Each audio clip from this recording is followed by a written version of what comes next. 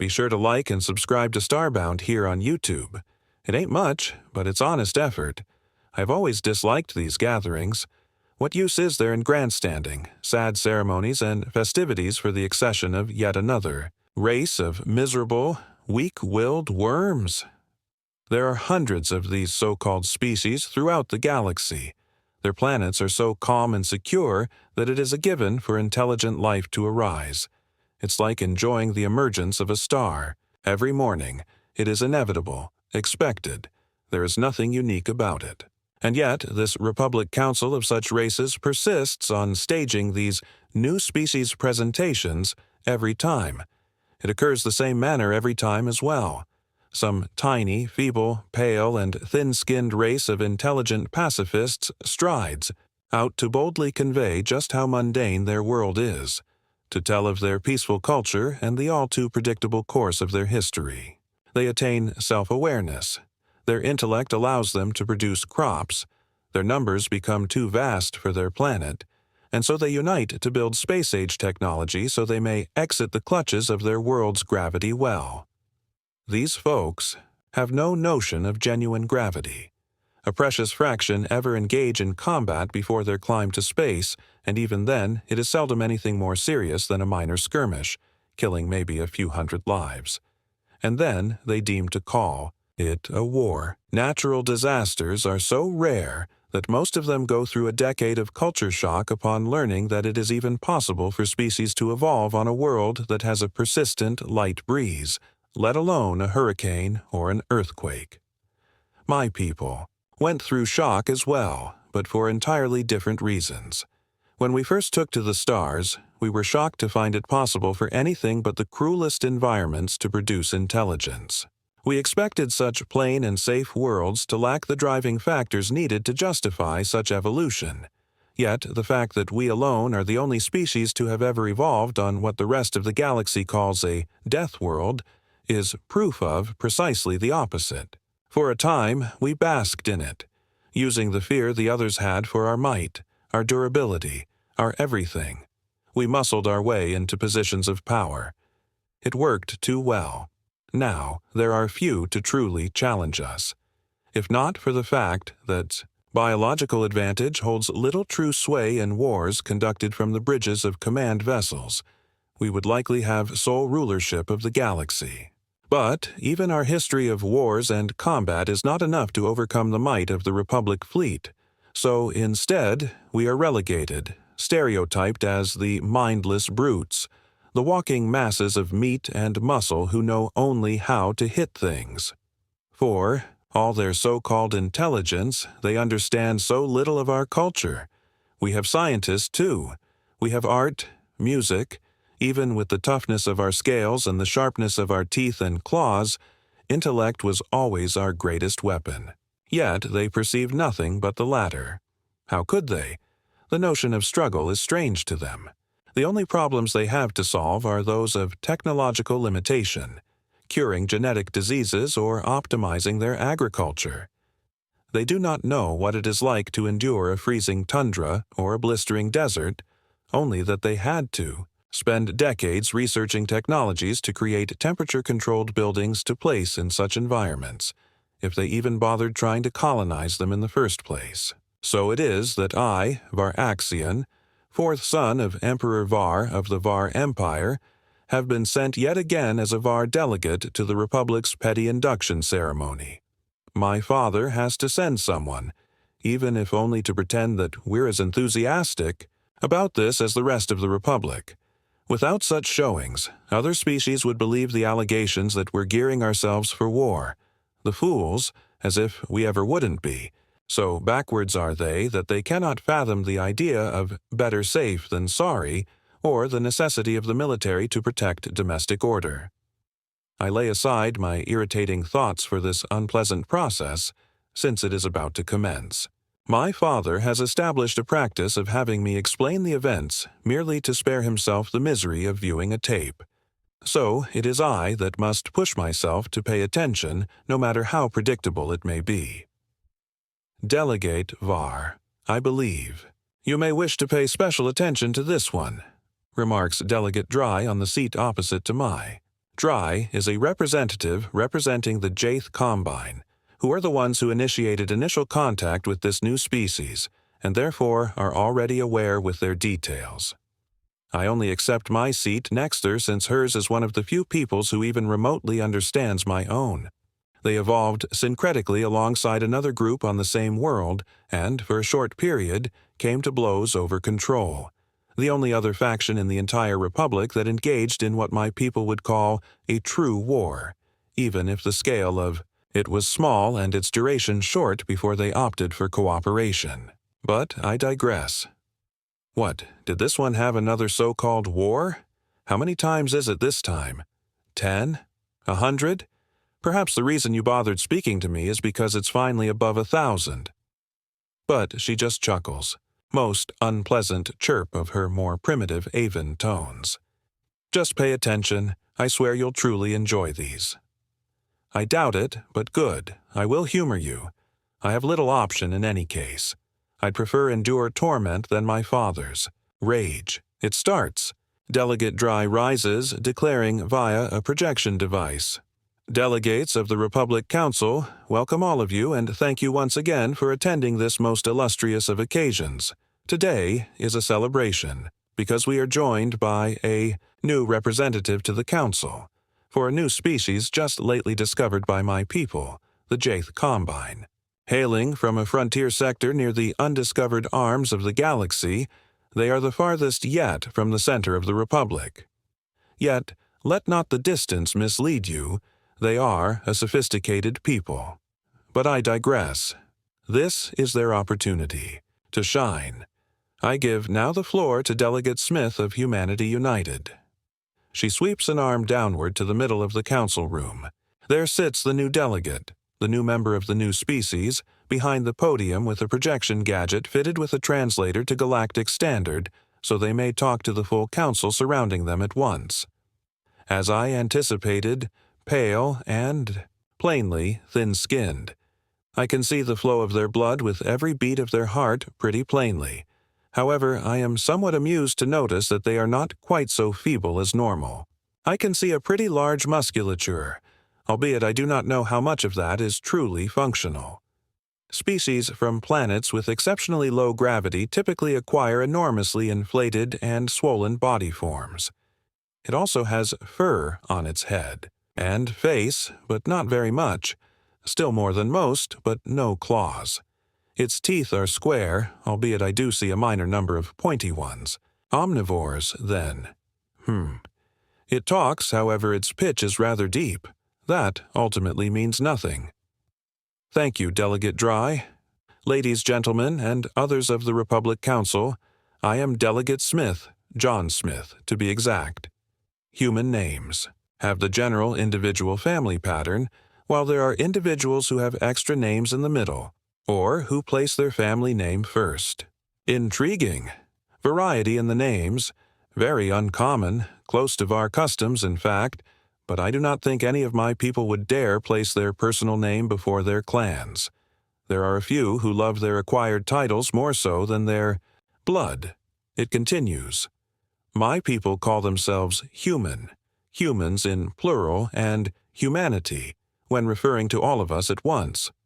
No difference between genders there, but a vast number of our languages, of which we have hundreds, do establish gender-based distinctions for most forms of nouns. I'll not go over the list here, since it would have all of you sitting for days. It laughs, and several in the council follow suit. I snicker. Before the ceremony, the difference between a few hours and a few days rarely counts. It is torment all the same. Yet I cannot help but find myself faintly fascinated. Hundreds of languages, that is highly unique, a quality shared only by my own people, where every clan has its own secret language for usage inside the clan exclusively. Inter-clan matings are quite unusual, but in the few occasions when one clan does not swallow the other, either the people chose one or two, or stay with, or in extremely rare circumstances, establish an altogether new one. Could they possess a similar structure? Is this what Dry was referring to? I look over, seeking proof, but she has nothing to give but her customary devious smile. The damnable lady is constantly playing games with me. There is a period of stillness while the human delegate looks to glance over a number of papers, possibly attempting to pick what ordinary characteristic of their world is worth speaking about first, as if any of it is exceptional. I believe it may be best to begin by telling you all about our home planet, and after that, our history and most predominant cultures. It has determined, and as usual, it was allowed access to the chamber's holographic projector. Now, it reveals their home system, a main sequence star with no particular properties, 8 planets, dozens of planetoids, millions of smaller entities. A little busy than most systems, but nothing exceptional outside the abundance of massive planets. The original star must have been fairly huge to create 4 giants and 4 enormous rocky things. It zooms in now on their homeworld, the third body from the star. Next to it is presented a list of characteristics: radius, general composition, gravity. Well, oh, now that is fascinating. Their world's gravity is essentially equal to VAR itself. Composition and radius are about the same, predominantly mineralized water and a considerable number of heavy metals. However, their atmosphere is primarily nitrogen, while VAR's is mostly argon. This Earth of theirs also possesses considerable percentages of oxygen and carbon, much like Vard, a weird name for their planet. Or maybe it is the species name that is unusual. Perhaps Earth is merely the name of their most powerful clan, and some ancient person of the clan opted not to call the species by its own name. The gravity is the important detail, however. That implies the musculature I observe in the delegate is not merely bloat, it is actual. They need to be powerful merely to stand, and I definitely detect no hints of aquatic or avian traits unless they possess a stunning degree of mutability. On second glance, I see it now. That same uncomfortable posture every VAR takes while on a foreign station, trying frantically to keep balanced under low gravity. The neuronal evolution that allows for anatomic self-balancing is deceived by the decreased gravity and is continually overcompensating. It needs training merely to walk without flying into the air with every step. Dry is correct. I like these ones already, though I must check myself. It is too early to make such assertions. A vast planet does not always indicate a cruel one, nor does it ensure that they will share my people's other attributes. Given their total lack of any evident battle adaptations, it is considerably more plausible that they are a peaceful species like all the rest. But even so, a little part of me feels hopeful, desperate for any reason to care about this wedding. The delegate speaks again after a minute, as murmurs from within the council settle down. It appears I am not the only one who observed their world's similarities to Varterra.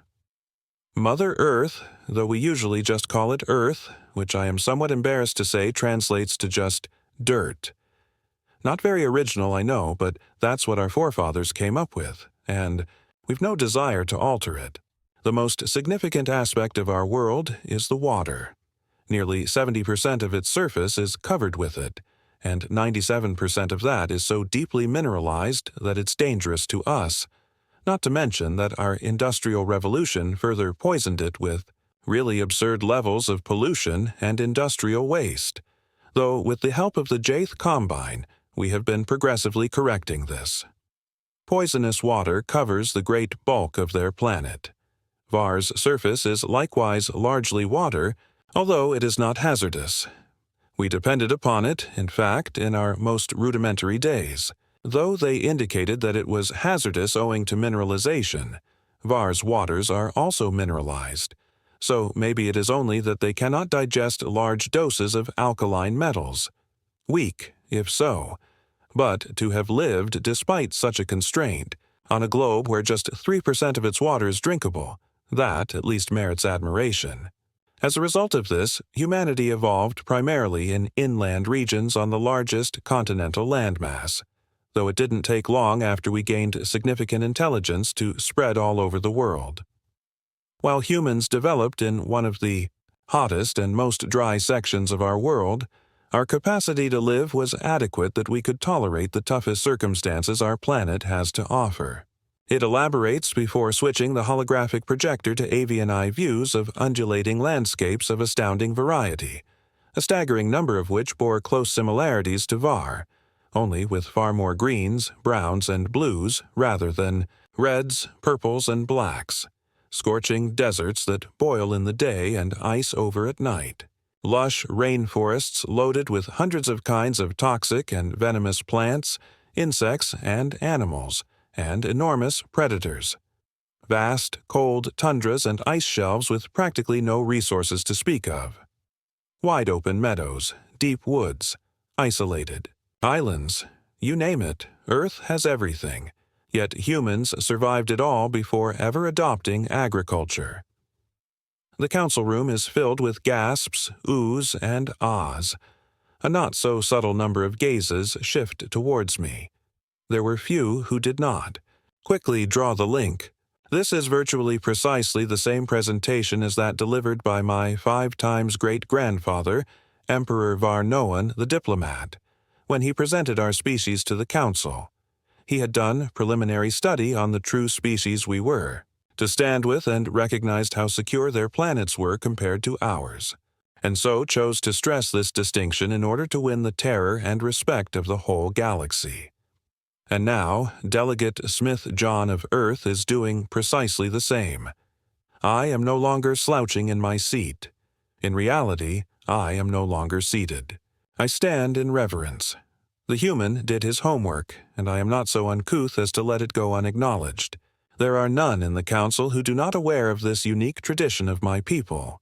When a VAR stands from an open seat, you have their entire, undivided attention, though I privately grin to myself since I suppose there are few on the council who could identify the tiny nuances between aggressive and courteous VAR attitudes. There are undoubtedly those who assume I am being defensive or perhaps threatening, though Dry has sat alongside me long enough to know that I have nothing but respect. Delegate Smith continues. However, now he departs from the script employed by my ancestor. Good. They do have some creativity, it appears. However, even these dangerous environments, each with their own host of dangerous predators, pale in comparison to the greatest danger that Earth has to offer. He turns the projector now to what looks to be a model of a human body, except weirdly, it has an additional set of limbs. Humans, I make no joke, besides diseases of all kinds and old age, the #1 cause of death for humans is other humans. In most situations, there is some form of accident, especially those involving our automobile cars. But during the course of our existence, before the Jaith Combine found us, a grand total of 1.5 billion people have perished as a direct consequence of war and struggle. And that amount is from our foreign conflicts alone. It does not include the hundreds that die each year to murder, or the significantly smaller number of accident-related fatalities. So, let me tell you more about the human, Earth's most deadly predator. The projection turns now to what seems to be a tiny clan of primitive people wearing rags fashioned of what looks like some type of skin and carrying extremely rudimentary implements. He speaks again. Humanity began as small tribes of hunter-gatherers. Once our predecessor species had gained enough intellect to create complex social organizations and a hunger for meat, it did not take long for us to adopt our favorite hunting method. The projector displays a group of primitive people hunting, a vast gathering of animals, all of them four-legged and substantially larger than the humans. I anticipate to see collaborative hunting tactics. An initial attack hurts a member of the herd spooks and rushes away, the wounded one cannot follow up, and then the hunters close in for the kill. My anticipation is violated. There is a first attack, but it is exceedingly ineffectual. Their weapons appear to do nothing to the enormous beast but poke out of them as they flee. In fact, many of their strikes miss outright. I struggle to see how this is their chosen method, or maybe they're presenting an unsuccessful hunt on purpose. The projector leaps, It's the same herd and the same set of individuals doing it again, but the surroundings has altered significantly. Now, it shows the people pursuing them. That's a horrible idea. If any of that herd decided to fight instead, they would find themselves outmatched swiftly, particularly because they apparently had no natural weapons. But it doesn't happen. The animals just continue running. The projector leaps again. Now it's darkness. The same herd. The same people. What are they getting at? Then it occurs to me. The herd is sleeping, and they have spent the greater part of their whole day running, and many of them are still hurt. They are fatigued, which means, yes, I see. Most of the herd awakened and fled, but a not insignificant percentage of them are going very, very slowly compared to the others, and some failed to awaken at all. The humans, however, move as if they had an infinite amount of endurance. With so many of the monsters so seriously tired, they are no match for the hunters in their prime. A brilliant plan. The humans must have some form of endurance-related adaptation which permits them to just outlive their prey. The patience that would demand is tremendous. Var are quite impatient by nature, always ready to rush into action, a relic from our days of ambush predation. But this type of plan takes unlimited patience and vision. They must have an exceptional aptitude for long-term planning. This is the message he is delivering to all who could sense conflict. We are ready. I make note of this. Should our people come to battle, we must be alert of their every action, no matter how apparently petty or banal. They can, and will, engage in fights of attrition if they think they have the edge. Though, to be honest, I would love to make allies with these folks. I see only positives to such an alliance. He talks again, and I listen intently. But as we depart from our roots, naturally, the strategy is not enough to sustain our growth. Agriculture and animal domestication emerges in a little valley between two rivers and swiftly finds itself, embraced all across the globe over the course of a few millennia. We expand from tribes into villages, into towns, into cities, into empires, into countries. As human requirements develop, communities near one another exchange the goods they have for those they need from the other. An economy is born. We create currency and distribution networks, highways, and merchants. We learn how to adapt the environment to our purpose, taking the riches of the earth and converting them into structures, cars, tools, and weapons. Yes, weapons, for even though we long ago controlled the food chains of practically every ecosystem on the world, there were still other people to consider. Only 3% of all the water on our planet was usable, and the vast majority of that was locked in rivers and lakes which distributed only to the areas immediately around them. Area required for agriculture was significantly more precious than anything else in the globe, and the materials needed to properly develop and exploit that area came from a restricted number of mines. The great bulk of human conflict is over finite resources. There simply wasn't enough to go around, and our progress was constrained almost completely by our capacity to inefficiently utilize what resources we had. And if our growth ever slowed and our population outstripped our capacity to create, it meant war. The projector turns now again, a highlight reel of horrific battle. Armies of people dressed in metal and leather, riding atop tamed creatures and driving engines of war. It was beautiful, like staring in a mirror. They'd gone through exactly the same processes as my people, albeit in our situation, the resource we were scant of was heavy metals essential for our growth.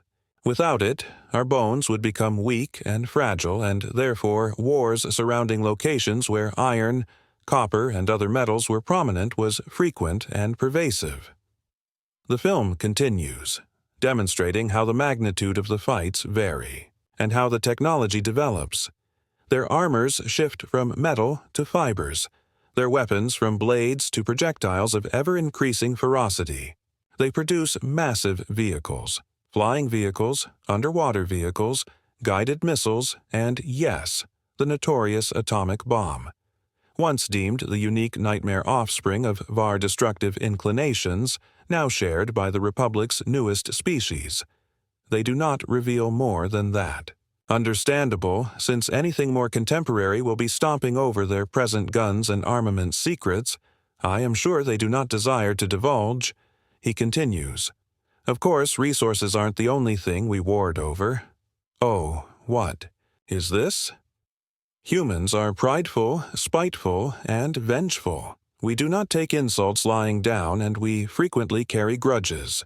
As our civilizations matured, patriotic pride frequently led to conflict in itself, as small disagreements between various cultural zones blossomed into all-out war. Wars have been fought over so little as two men both claiming the same lady, or over topics so intellectual as whether religion is true, or, more commonly, to whom does the Holy Land belong? Interesting. So they are not as simple as a VAR look-alike. Despite having developed on a hard planet plagued with peril and scarcity, they had the time and energy to create the more complex cultural conceptions that my people did not experience until our climb into space. And they had fights over them. I do not need to look to observe the faces of fear and contempt displayed by the other delegates. They had assumed such notions barred violence. They deemed it the single commodity of my people, the inevitable outcome of a lack of culture, religion, or philosophy. Yet, here stands live evidence that they were mistaken. I cannot contain it. I laugh loudly and enthusiastically so the whole room can hear. I bask in the ire of the delegates who had so brazenly flaunted their intellectual superiority. The remainder of the ceremony goes without much more outburst. Delegate Smith goes on to detail the finer elements of his people's culture, of their notions and ideas, of their languages and mythologies, their love of fiction and of games, both digital and real, no small number of which exhibit remarkable similarities to war simulations, no less sophisticated than any other species I have seen shown here. In fact, in many situations, substantially more. They are every bit as smart as any of the miserable worms that sit about me, and yet are also just as aggressive as my own people. A living contradiction, I am sure the other delegates would call it, though if they took the time to fully contemplate my people, they would discover a rich and dynamic past, although maybe tainted in the blood of struggling strife. Though, if there is one thing I must say about the humans, it is that they appear to be against their own violent impulses. It is apparent that they retain some form of species-wide remorse about their horrific past. They perceive it as a fault to be corrected, as a darker side to be quelled and controlled.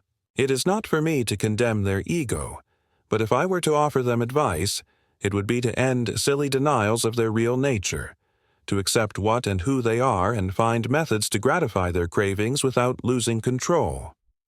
The VAR have a long history of developing outlets for our aggressiveness. However, it is not always as safe as the other species may desire. Death is no stranger to us, yet we do not toss it so wantonly as to harm ourselves. The humans, however, have spent so long denying themselves that they now sit in a vulnerable condition. They must be on continual watch against themselves, should they go too far in a moment of weakness and indulge in mutually assured annihilation. They have much to learn from my people, and I hope to my ancestors that they listen. As the seminar closes, Dry turns to me with the same wicked smile. See? I assume that you enjoy them. For the first time in my life, I reciprocate with a welcoming smile of my own. Yes, I do. Thank you, Dry. And question, how is it that people welcome one another? As I walk out of the council room and reach the foyer, I breathe a big sigh of relief. That went considerably better than I thought. I was apprehensive that the script they handed me was a touch too much on the edgier side, that we could have given the galactic community a poor first impression. But, happily, the second portion of the presentation appeared to do wonders to turn some of those nasty gazes around. Who'd have thought that all it needed to win over aliens was to show them sports, games, shows, anime, music, art, and, Well, you get the idea. Damn it, there I go, internal monologuing to a non-existent internal audience again. Therapist says I definitely need to break out of that habit. Causes some type of objective detachment, allegedly. And anything. It helps keep my thoughts orderly to pretend that all of my deepest ideas are being continually seen and assessed by a panel of onlookers. Lets me counter-argue myself and more quickly identify the weaknesses of my own plans and ideas. I play both the devil and the advocate. In the dining area, I manage to snag a few exotic-looking finger snacks which mercifully don't taste as they seem. A large number of the other delegates are giving me odd stares. Some of them appear to be avoiding me, and a fair few, far more than I was expecting, approach me directly to discuss some of the finer issues of human society. Thankfully, I was schooled in political replies and was able to refer most of them to more direct and filtered resources than an ex-military guy in a flashy suit. I wasn't really designed for this garbage, but that's what I get for being an overachiever in the military. The bigwigs back home didn't want to send any truly useful individuals to an alien outpost, so they selected me. Telling, isn't it? Suddenly, the faint buzz of talk in the room turns dead silent. It's a touch disconcerting, particularly when I catch all of them gazing in my direction, or, more precisely, at the gigantic lizard guy heading in. The monster is easily 3 meters tall and constructed like a tank. It looks sort of like a hybrid between a crocodile and a dragon, but without the wings, and presumably without the fire breath. Definitely not without the claws and fangs, however. It's got at least a couple dozen of those. It's coated in thick-looking crimson scales, and I can't make hide nor hair of its expression. It does obviously appear to be straining. With the low gravity, though, just like me. So I think that's comparable. Sort of. Yeah, it's certainly gazing at me, isn't it? Oh, I remember now. This is, the VAR delegate. I think Axion or whatever. I'll simply stick to Delegate VAR. Delegate VAR is certainly gazing at me and going in my way. Higher-ups told me that the VAR may regard the presentation as a threat and to avoid agitating them at all costs. They made me spend a week in a course on VAR honorifics and political protocol just to make sure I don't accidentally declare war, something basically none of the other species needed, because apparently the VAR are the only ones whose language even has more than one word for war. That one really grabbed me when I heard it for the first time. Every species in the galaxy, except us and one other, is innately peaceful. Basically, none of them truly experienced anything even similar to human historical strife. A few tiny skirmishes here and there, but nothing like true war. Really makes you think, don't it? Whether it was their smooth skin, their head fronds, their short, thick tails, or their refined features, humans always seemed to fawn over them. It was reasoned that at one point humans may have had their own dragon-like creatures on Earth that died from an unknown illness, and the Zamra had spent years researching the draconic images found all over the blue and green marble of a world. This led many of their scholars to surmise that humans suffered from an infatuation with dragon-like entities and found themselves falling into the uncomfortable crosshairs of humanity at the current point in time. Miss Ricky wished the other. People of the stars before her held the same sense of respect and found that the mixed classroom held little care for her teachings. It also may have been their age. She hated teaching adults. Isn't Earth's history just made up? A young blue, Yopal mused, balancing a digital stylus on her nose lazily. I heard they all just live in giant gyms and are all born in vats. A bright pink opticon rolled his eyes. If they were born in vats, they wouldn't have navels. This is not about how humans are made. This is about their world, Miss Ricky stated, frowning prettily and wrinkling her wide nose in annoyance. We'll be going over human cultures and biology later during our studies on the cultures of the Cinderella Confederation. There was another collective groan, and Miss Ricky placed her hands on her round hips. Really now? This is supposed to prime you all for your future professions. How are you going to know what to expect when visiting other planets? I'm sure you've all heard of the folly that came before the Opticon visit to Earth, Miss Ricky growled, out, now crossing her arms. All of the Opticon in the classroom grimaced, remembering all too well the splash they made by their first pilots burying their craft into the dirt of Earth. The same young Yopal balancing her stylus snatched it off, her nose when another of her fellows spoke up, a male Yopal with fur like firelight. That's not even going to change anything, though. They may be working out their muscles on that stupid orbital platform, but their hearts still grow too weak from their lack of gravity, or even use thereof. If the Opticon even run too much, they can risk heart failure. May as well put them in pressure suits as they frolic around the flowers, the blue female Yopal said, grinning at the male fanged leer. Before Miss Ricky could make them be quiet, multiple Opticon came up onto their feet in outrage, despite the sudden exertion making them break out into a sweat. We do not need suits to be on Earth, the pink male Opticon called out, slamming his clawed hand as hard as he dared onto the table they all shared per row.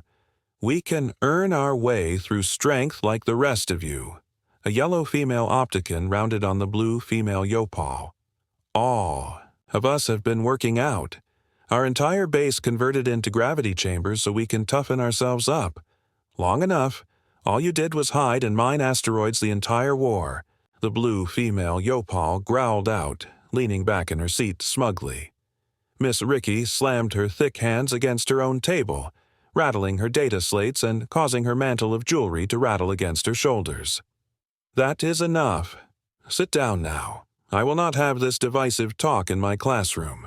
All of the Yopal and Opticon saw how Miss Ricky's head fronds were expanding out, vibrating with her rage, and they all either leaned forward in their seats or sat back down. Zamra may have been a bookish race, but they still had the ability to attack the mind should they get riled up enough. Miss Ricky cleared her throat, smoothing down the front of her teaching robes and resettling her mantle of duty. Right. The Karlak Poe and Jinn within the room looked at each other with awkward side glances, the Jinn being the most confused. They were new to the Cinderelle Confederation, the four-armed, triangular-headed race having been nearly destroyed, completely during the war against the Darien. Like the others, they were seeking to pay back the humans for just barely keeping their culture alive and numbered only in the low millions from the billions they were at their peak. One of the braver ones held up his hand, his eyes barely visible underneath the curved masks they all wore, as they did not show their face to anyone but their future or current spouse. So, Earth? He asked. Yes, Earth, Miss Ricky said, turning and tapping the data screen so it came back to life. Earth is what many classify as a death world. Is that because of how boring it is? The blue female Yopal spoke up again, and the males around her rolled their eyes this time. Miss Ricky spun around, her head fronds out and deployed, and she fixed the Yopal with a steely glare. Miss Mirak! Mirak clapped her hands to her head, her body suddenly filled with immeasurable dread. Wait! Mirak began to wail, her fingers digging into the fur of her head as Miss Ricky focused her will on the insolent Yopal. Be quiet, Miss Mirak, Miss Ricky said firmly over the cries of the Yopal, her draconic fronds quavering. Mirak was writhing on the ground now as she cried out, Okay, I'm sorry. Stop it. Miss Ricky's fronds began to slowly stop quavering and deflated, laying down neatly against her head and neck as she looked around the room. Anyone else wishing to disrupt my class? Many heads shook back and forth, the Jinn wondering to themselves just what the hell they got themselves into. Miss Ricky cleared her throat, smoothing down her robes again as she gestured toward the screen. As I stated, many classify Earth as a death world due to its abnormally high gravity, inhabitants, and their culture. Humans, as we all know, are an extremely martial race when compared to the rest of us and hone their skills for war by battling amongst themselves for thousands of years, though some speculate longer. Their gravity has allowed them to grow extremely thick muscles, and thus their strength is also quite high. Those of the Confederation who are currently training with the humans have made note that they tire far quicker and cannot last as long in combat trials in comparison to the humans.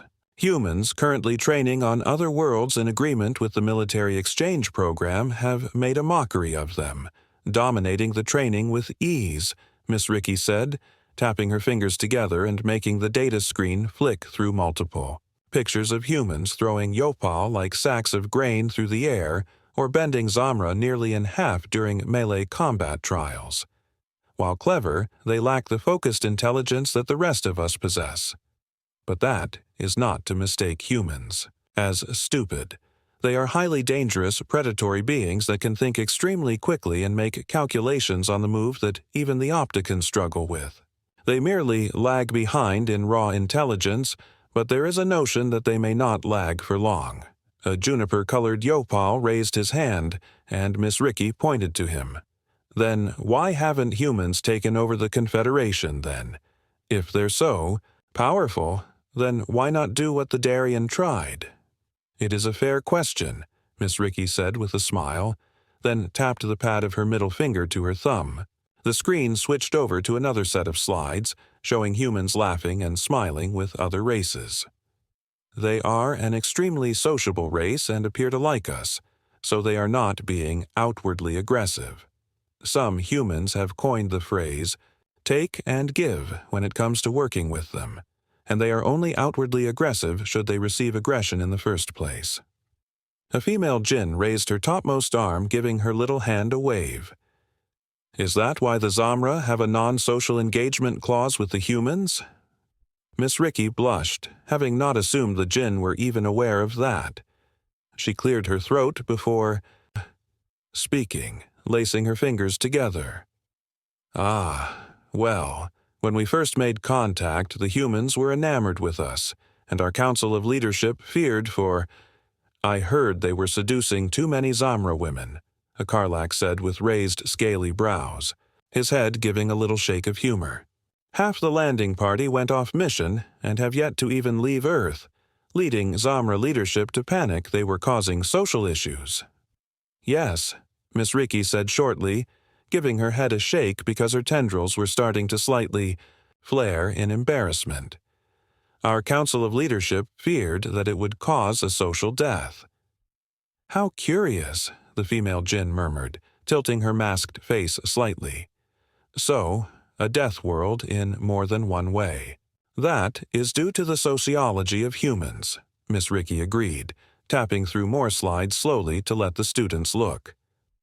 The more xenophilic scholars believe that humans are akin to an infection and will work their ways into all levels of society amongst the races of the stars.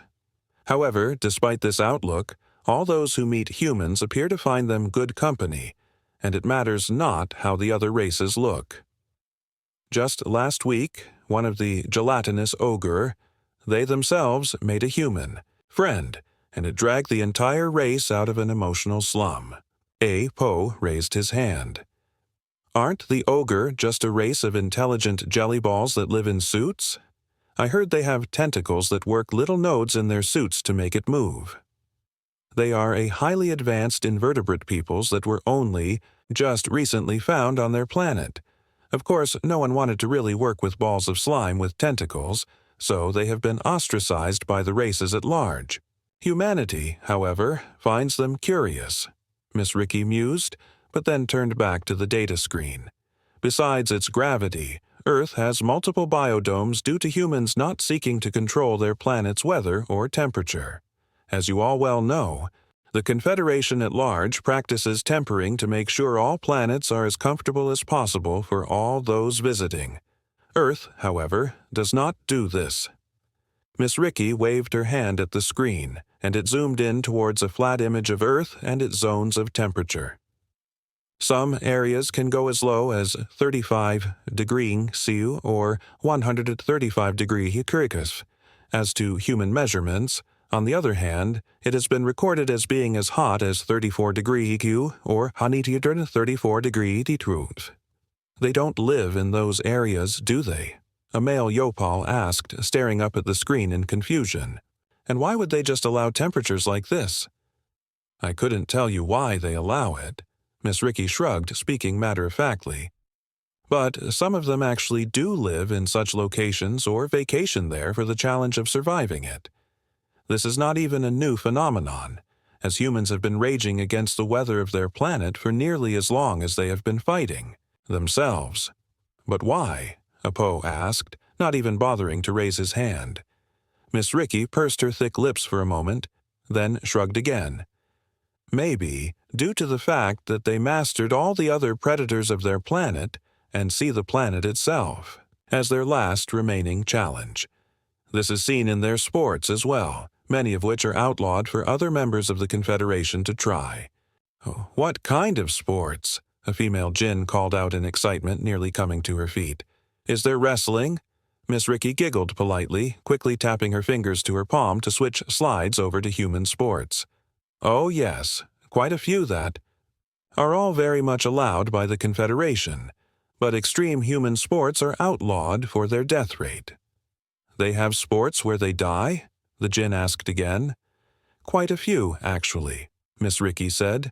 Humans are known to climb or dive down into caves where there is a risk of dying to crush and lack of oxygen, climbing up rock faces with no safety equipment, riding waves of water on nothing but planks of wood, riding fearsome beasts with nothing more than a rope to keep them anchored, racing around in combustion engine vehicles, leaping from great heights with only a sheet of nylon to arrest their fall, Miss Ricky listed, showing slides of each sport until she came to a slide of 2. Bloody humans in a netted ring. There is even extreme sparring, where 2 humans, male and females alike, batter each other to the point of either running out of time or one of them being knocked unconscious. Miss Ricky grimaced at the slide of a female human bleeding profusely from the face, then switched to another slide. Humans may be trying to beat death itself, running out of enemies that are unbeatable. You said they ride great beasts? Apio asked, her hair glittering gold in the light of the classroom. What kind of beasts? I thought all planets rid themselves of large predators and such for safety reasons. Miss Ricky actually laughed. Yes, this is true, but humans do not abide by such rules. They believe it is, how did they say, unfair. Unfair? The Pio snorted. What is unfair about evolution? We Po destroyed every predator and animal larger than a boom so that our planet is completely safe. Why even keep big animals alive? In cages? Cages? Miss Ricky asked with raised brow ridges. You think humans keep the big animals in cages? The Pio blanched, her fully yellow eyes going wide. They're in cages, right? Miss Ricky rapidly tapped her thumb to bring up the correct slide, and the class recoiled. What is that? A djinn called out, standing up out of his chair and taking a few steps backward. This is called a grizzly bear, and is a predator on Earth that still roams wild in the forests, Miss Ricky said with a smirk, seeing the fear in their eyes as their bravado left them. It can reach speeds of over 35 km/h, Earth measurements, or 6.5 obex. This means that it can even chase down and catch Yopal running at their top speed. All of the Yopal in the room looked stunned, if not outright horrified. Miss Ricky continued on. They have a bite strength that can cleave straight through human bones, and we all know how tough those are.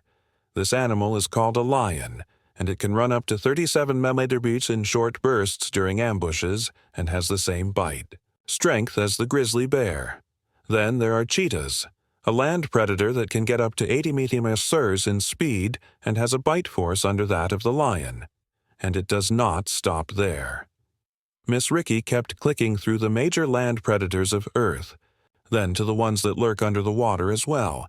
Killer whales, sharks, and barracuda in the sea, wolves, hippos, and tigers on land, all roaming in the open with no cages or gates. This is not accounting for the kinds of animals humans keep as pets, and they are known to keep both canine and feline predators as such. Why do they even leave? These things alive? They're monsters, a shaking male Yopal cried out, his tawny yellow fur shaking. What is the point? Miss Ricky laughed calmly, shaking her head as she still didn't believe humans had told her this directly. They keep these creatures around because if they weren't there, it would be too boring in nature. The room sat quiet for a moment as the words sunk in, all while Miss Ricky nodded her head. Yes, I know what you're thinking, and they truly do believe this. Miss Ricky turned around, her thick tail nudging the desk slightly forward, and she turned back around with a new data chip, plugging it into the data screen.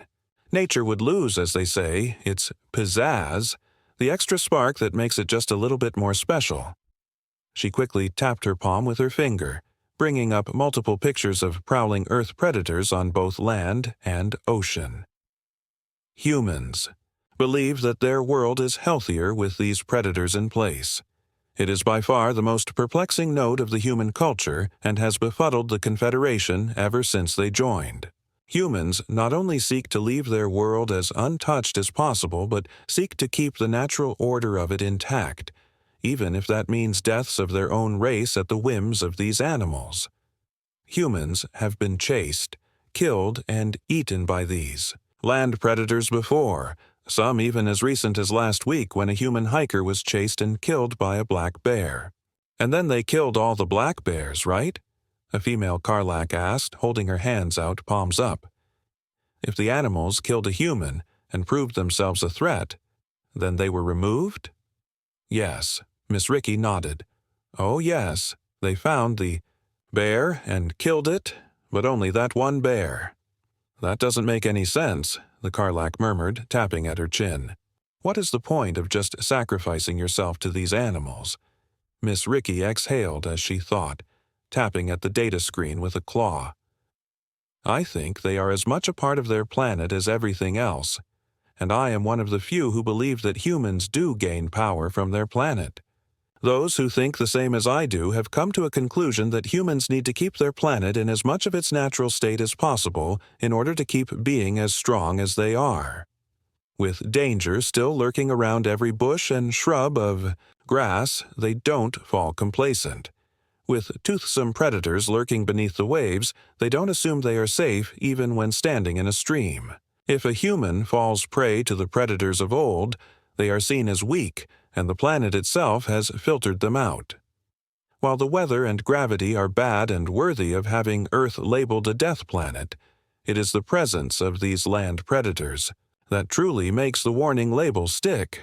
Miss Ricky pointed to a few of the Yopal sitting near the front of her classroom. You, Yopal, have eradicated all of your ancient predators and new alike, and this will stick with you. You will believe. You are safe and sound on Earth and won't notice the wolves creeping up on you. Wolves? A Yopal asked, and Miss Ricky tapped her pinky finger to the broad hand muscle of her thumb, pulling up an article of the Confederation newsletter. Wolves. 3 Yopal were found dead by a wolf attack, having gone out camping without a guide. 3 engineers were found mauled to death inside their tent and partially eaten, Miss Ricky said sternly, pointing a hand at the crime scene photos showing the dismembered victims. They ignored the rules and the warnings, did not take a human guide, and thought themselves too advanced to fall prey to some little human animal. This is only the latest, and the Confederation is wavering still on whether or not to ban the other races from venturing outside military bases or major cities. Miss Ricky laughed calmly, shaking her head as she still didn't believe humans had told her this directly. They keep these creatures around because if they weren't there, it would be too boring in nature. The room sat quiet for a moment as the words sunk in, all while Miss Ricky nodded her head. Yes, I know what you're thinking, and they truly do believe this. Miss Ricky turned around, her thick tail nudging the desk slightly forward, and she turned back around with a new data chip, plugging it into the data screen. Nature would lose, as they say, its pizzazz, the extra spark that makes it just a little bit more special. She quickly tapped her palm with her finger, bringing up multiple pictures of prowling Earth predators on both land and ocean. Humans believe that their world is healthier with these predators in place. It is by far the most perplexing note of the human culture and has befuddled the Confederation ever since they joined. Humans not only seek to leave their world as untouched as possible, but seek to keep the natural order of it intact, even if that means deaths of their own race at the whims of these animals.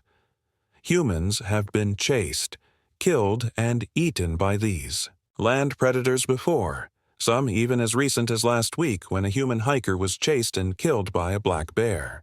And then they killed all the black bears, right? A female Karlak asked, holding her hands out, palms up. If the animals killed a human and proved themselves a threat, then they were removed. Yes, Miss Ricky nodded. Oh yes, they found the bear and killed it, but only that one bear.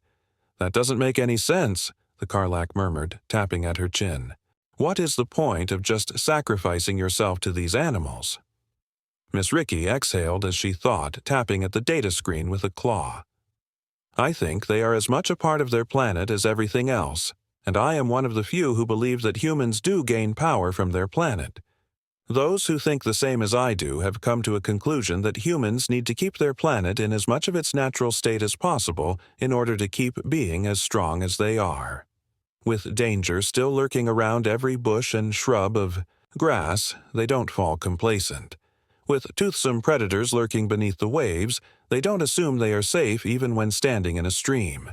If a human falls prey to the predators of old, they are seen as weak, and the planet itself has filtered them out.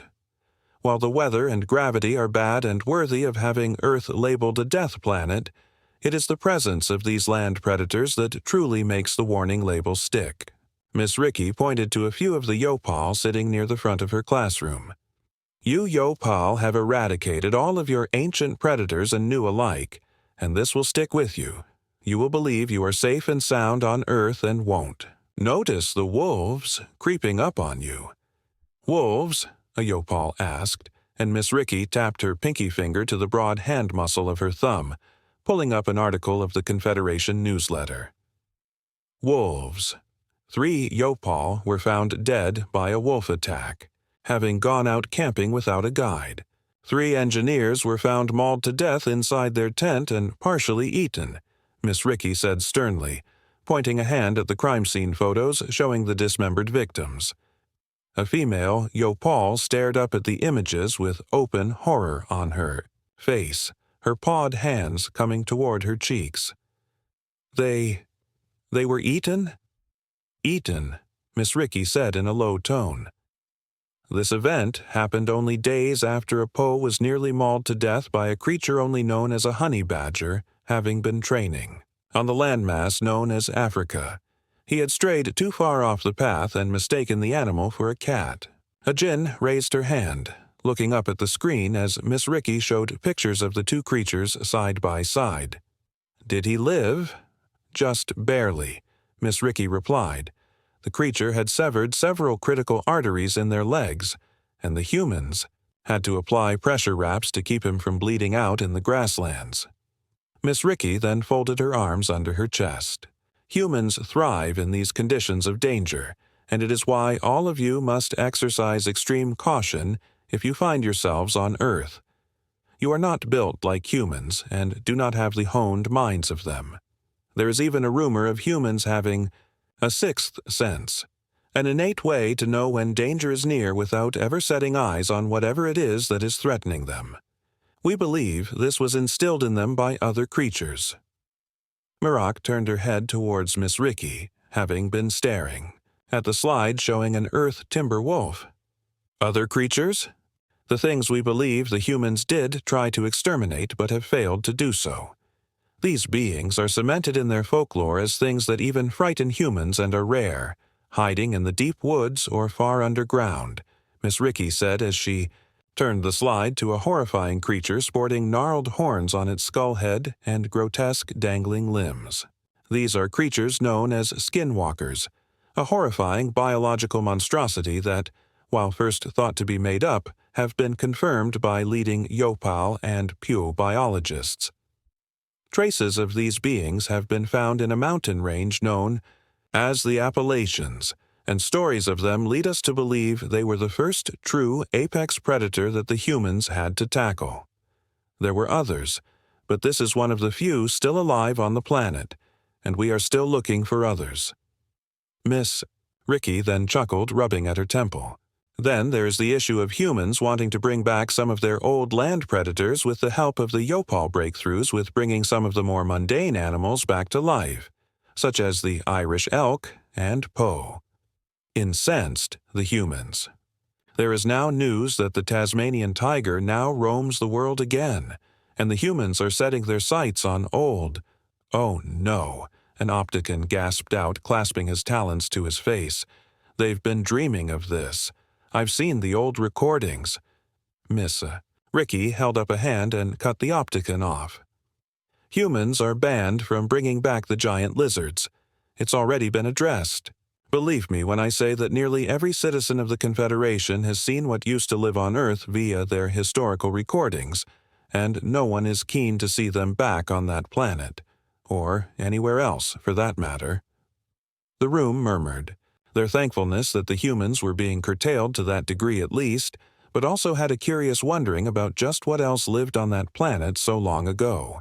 "As it stands," Miss Ricky said loudly to make them all pay attention, "Earth is the most dangerous planet known to the Confederation, just behind the Darien home planet, which as we all know is a shattered hunk of rock thanks to the humans. While you are allowed to go to Earth, you must do so under the careful watch of the humans. This is to ensure that no one else falls prey to the predators that roam the world freely.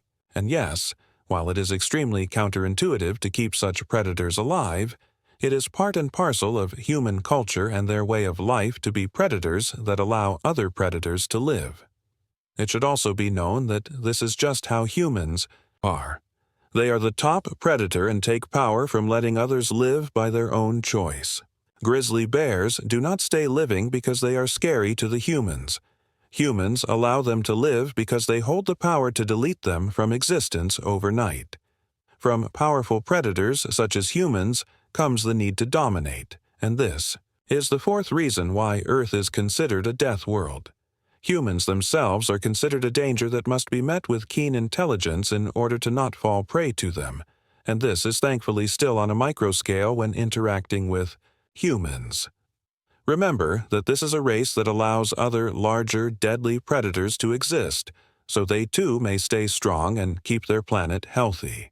It is only their good-natured attitude and culture of friendship bonding that keeps them from becoming the next great enemy to the Confederation, but their natural reality must always be kept in the forefront of your minds. Miss Ricky's desk dinged with a small chime, and she nodded. "That is all the time we have for today.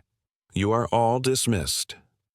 When the classroom was empty, Miss Ricky turned off the lights and data screens and made her way down the long hallways of the secondary space station that orbited Earth. This one was far larger, newer, and seen as a transit hub and training station. The other, slightly older station was mostly populated by the Opticon for their own training. Gravity was at Earth levels here, except for the transit columns that had rails of hoops to grab onto, shuffling people along in their zero gravity.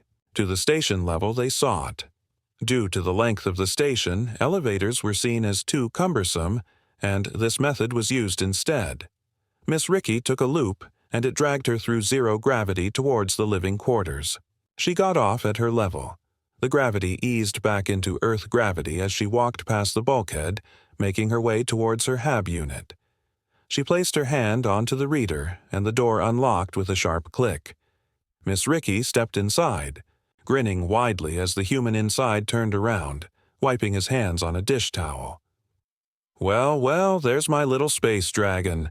I got dinner ready, so come sit down. And what all were you teaching today?"